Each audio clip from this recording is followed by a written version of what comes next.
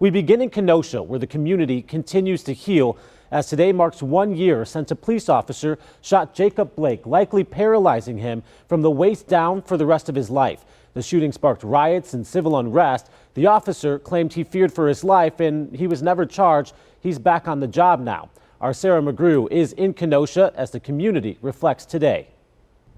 The desire and the intent to rebuild and bridge divides here in Kenosha following the unrest last summer is prevalent, but many in the community still say there's a lot of work to be done. Reflecting on her morning walk a year after the police shooting of Jacob Blake and the unrest that followed, Debbie Tenuta says she's still shocked. From beginning to end, just a state of shock.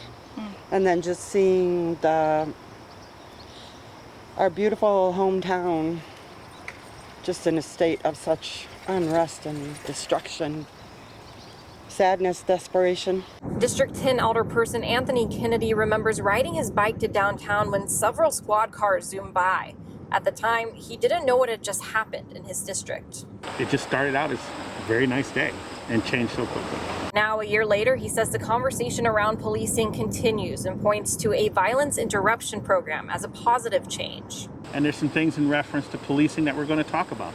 And there's some things, but the K-Corps program that the Kenosha Police Department has set up in reference to doing a violence interruption model using civilians, using intense training, using people who are well aware of what these elements could be, that's amazing. That is amazing. Would that have happened without the Jacob Blake shooting?